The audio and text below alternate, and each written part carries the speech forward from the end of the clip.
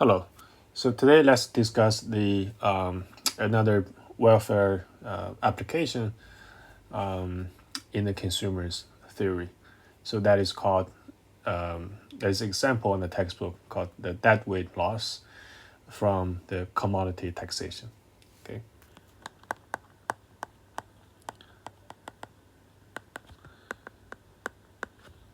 Deadweight loss from commodity taxation. Okay. So let's consider a situation where there's some new price. Okay, so there's a price change, right? So let's say due to some reason, then the price change, there's a price change, right? So let's say the new price vector P1, okay, because of, let's say, for example, the government might put some tax on some commodity, okay, due to some tax, okay, on a commodity, okay. And to be specific, let's suppose that the government simply taxes the commodity one. Okay. Suppose let's have some tax on commodity of good one. Okay. And let's simply set the tax on the consumer's purchase of good one of T per unit. Okay. Let's say this tax. So this is called the commodity tax, right? So it's like a proportional tax, and it taxes the consumer's purchase for each good of T amount of tax, right?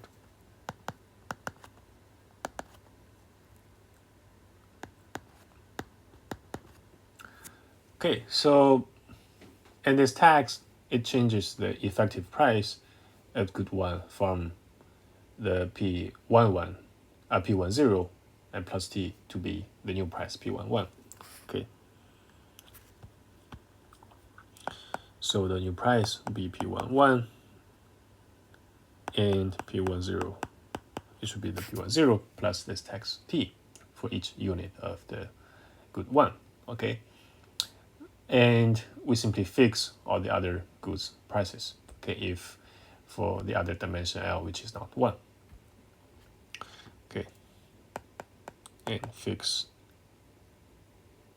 PL0 for all other dimensions. Okay, so PL1, and it's always the same as PL0. So this means that after the taxation, so the total revenue, okay, who collects this tax, it'll be, let's use this capital T to denote the total amount of the tax collected from the consumers, and it'll be this tax rate and times this consumption set for good one, okay, which is this worth of demand. Okay, good. So that's a way of having the tax, right?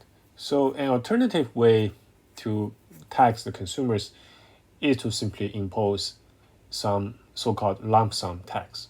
Okay, so it's not proportional, but it's just some fixed amount of tax for each consumer. Okay, and then we do not need to specify which commodity to put the tax on, and we simply collect a certain fixed amount of the lump sum tax. So that is called this name. Okay, so so that's the first kind of tax called commodity tax. Another one is called lump sum tax. Okay. So in this version of the tax, let's say we simply collect this capital T amount of the tax. Okay. All right. So that we can compare across two approaches of the taxations, right? So we fix the same level of the taxation of this capital T. Okay, so we want to ask a question that is this consumer better off or worse off if this consumer is facing this lump sum tax compared to the commodity tax, right? So how do we compare those two different taxes? Since this revenue from the tax collector is always the same with this capital T, right? So we want to see that if there's some loss induced for this consumer or not, okay, under different taxations. Okay, so normally the consumer will be worse off under the commodity tax if we want to say that if the EV, if the equivalent variation of the commodity tax, okay, which is negative, is less than minus capital T, that is amount of the wealth that this person is losing under the lump sum tax. Okay. So the consumer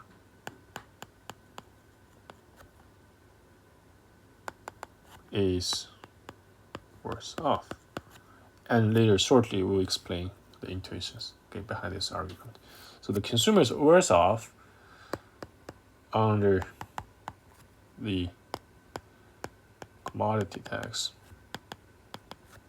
okay, if the equivalent variation, okay, which is negative, is less than minus T. So which is the amount of the wealth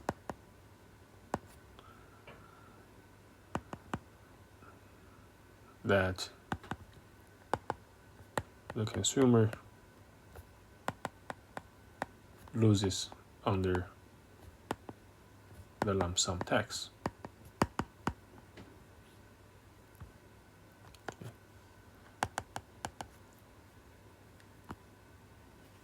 All right, so this is not straightforward to see, right? So let's put this argument and let's translate this in terms of the expenditure function, okay? So in terms of the expenditure functions, so this above argument is saying that the consumer is worse off under the commodity taxation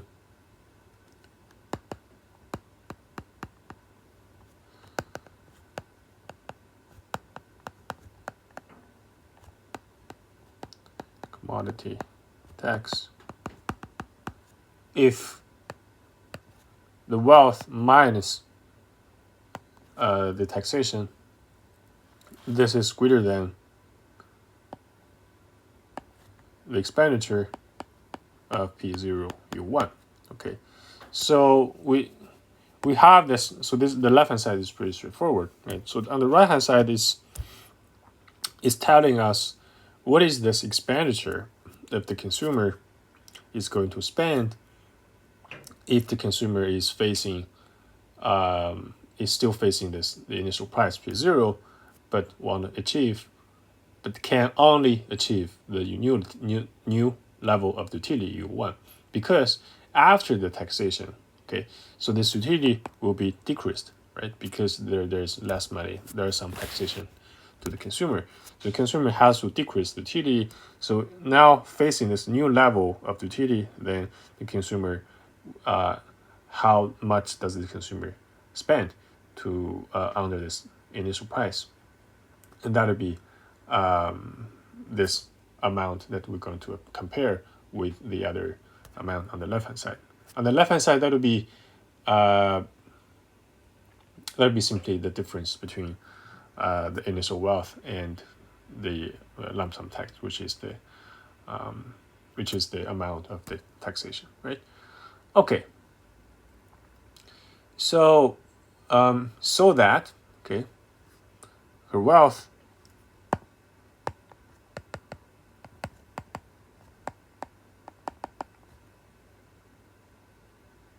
after, okay, so this is the explanation we just mentioned. So that the wealth after the lump sum tax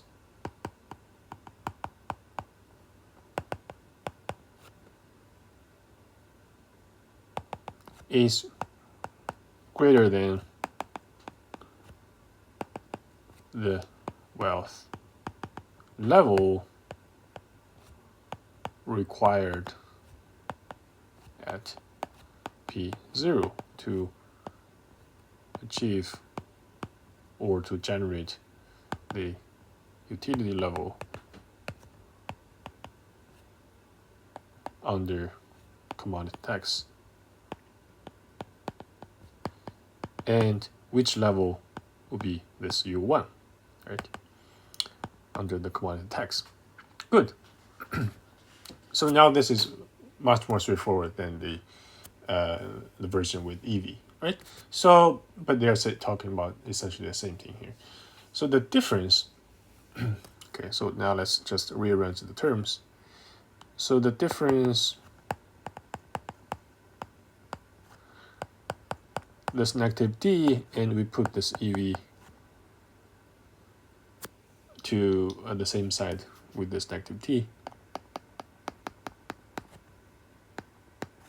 Okay.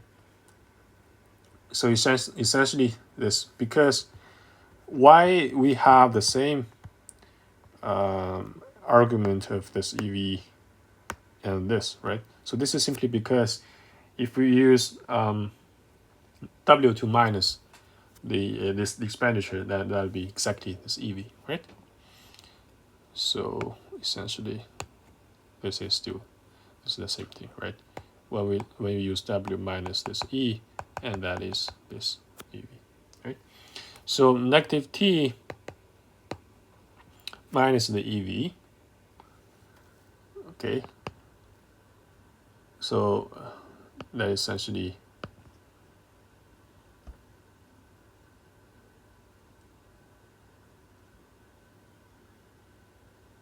so EV should be the other way around, right? So it should be this expenditure minus the W. Okay.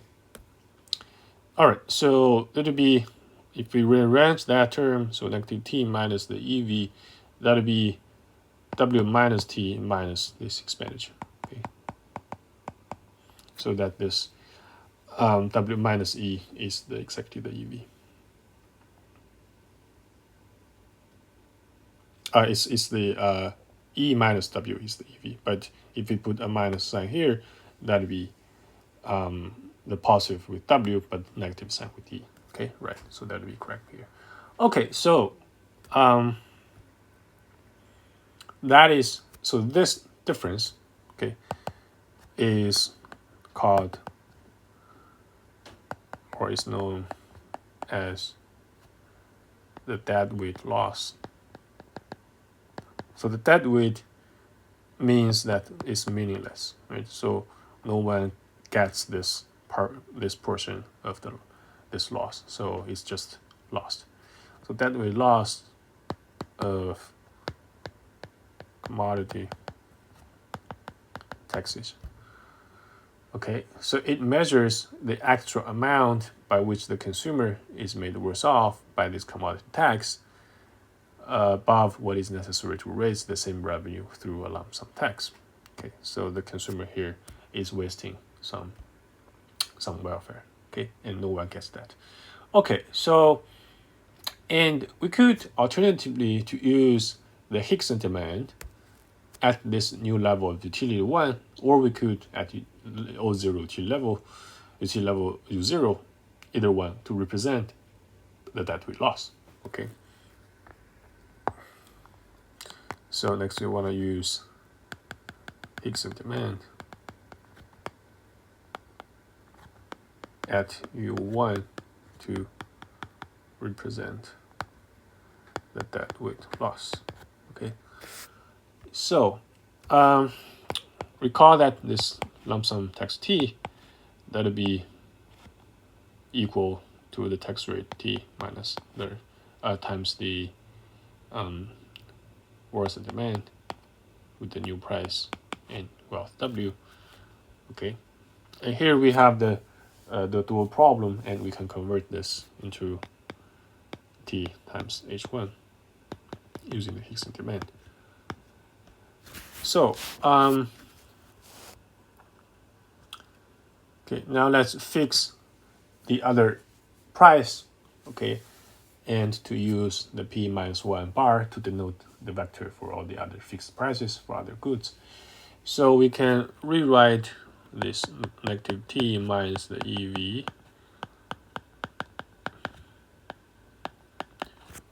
Okay, so here, those are, they're talking about the P1, okay? We just skip the prices for other goods. So this will be the E P1 U1, okay? And minus this E of P0U1 minus T, okay? All right, and one of those E's is from this W, right? This is W, and together with this W, together with this minus E, that will be this EV, and then we have this minus T here, right? So this is the W, and together this is the EV, right? Okay, we know that. We got this. Okay, so this will be, then we can use the integral of the Hickson demand to simply represent this expenditures, okay? All right, so that'll be, the first one would be the integral from P1 0 to P1 0 plus T, okay? And this is for H1, P1 and P negative 1 bar U1 dP1, okay?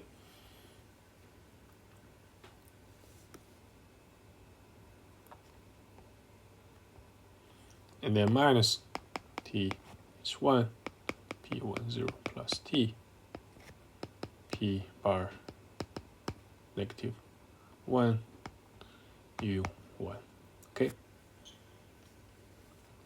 And then we can write those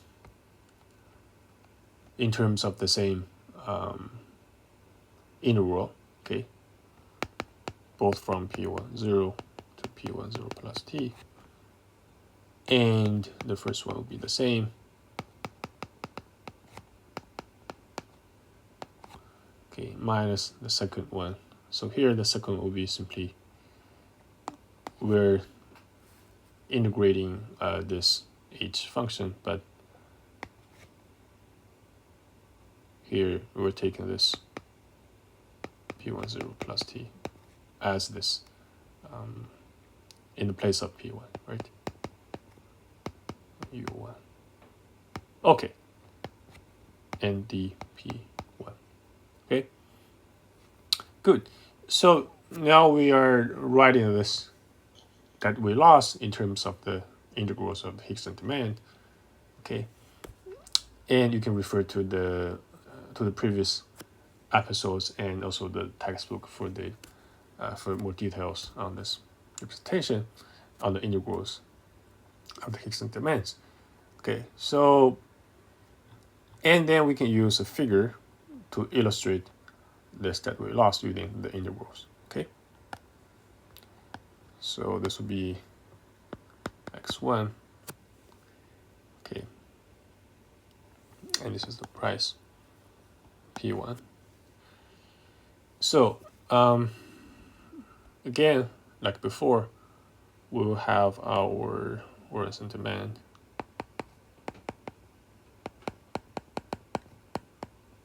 Okay, and our Hickson demands with two level of utilities. So on the left, this should be the new level of utility, right? Because the utility level has decreased. So this would be the H1, P1, RU1. Okay, on the right, this would be the old level of utility for the Higson demand. Okay, so correspondingly, this level is after the taxation. Okay, and this level will be the level before the tax, P10. Okay. All right.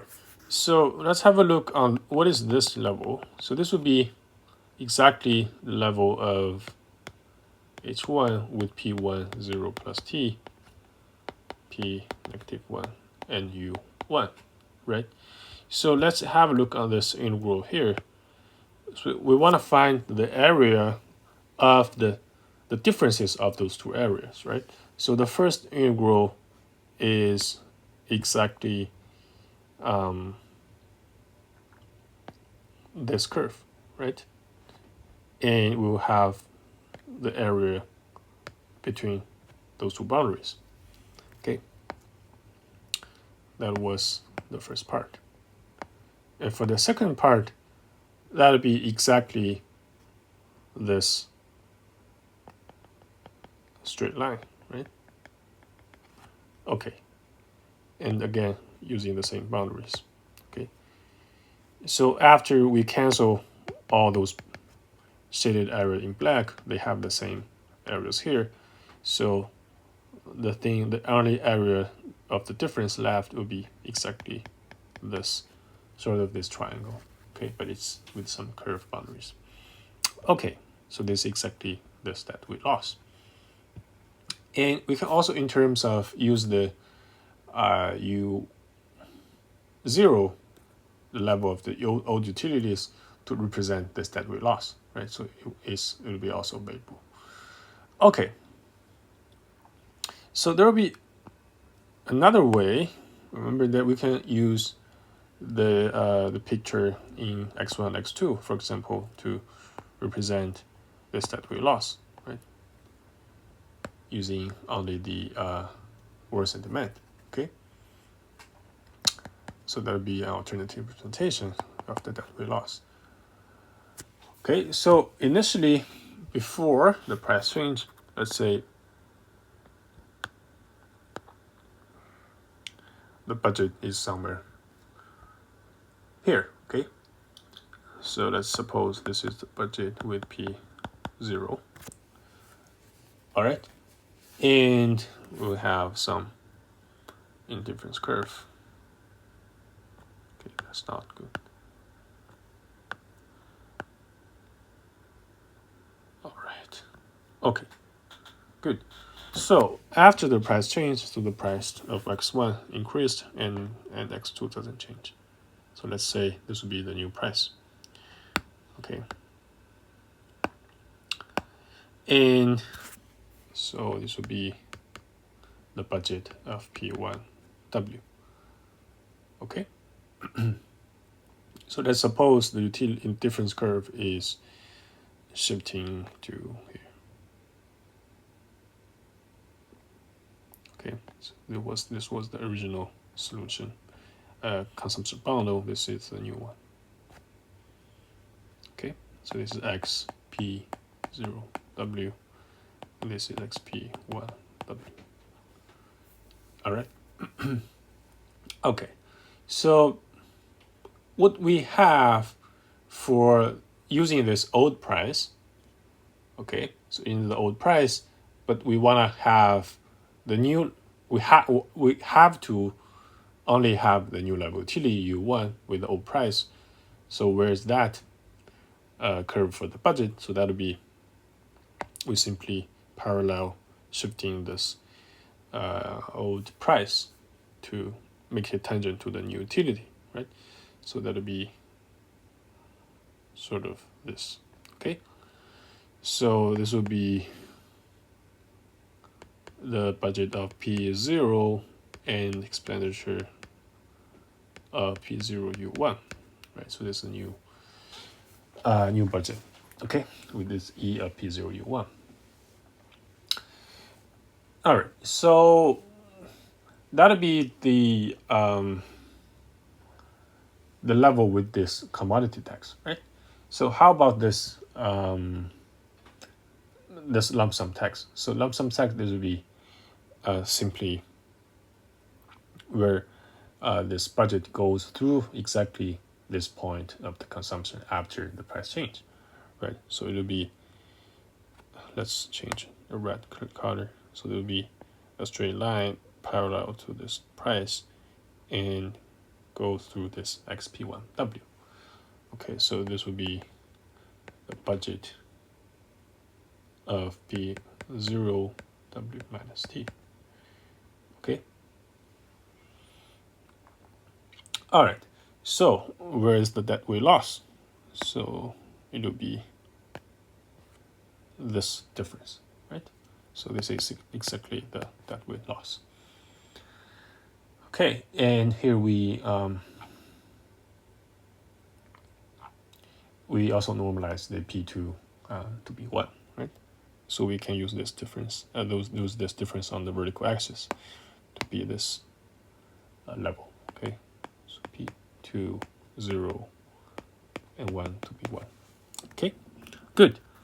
So, all right, so that'll be everything for this episode. And here we discussed this sort of so-called debt weight loss induced from the commodity tax if it goes this way, right? But however, if, let's say if this, for example, if the Hickson demand is not going this way, let's suppose it's going this way, right? So this direction of this triangle will reverse, and then we'll have the opposite result, right? Okay. So we use those both of the Hickson demand way of representing this, and also the traditional way of the Worth demand to represent the debt weight loss, and both are exactly the same thing. And from the integrals to indicate these areas under this difference, right? Okay, and so that'll be a nice example of the welfare analysis for the consumer theory regarding this commodity tax and the lump sum tax. Okay, good.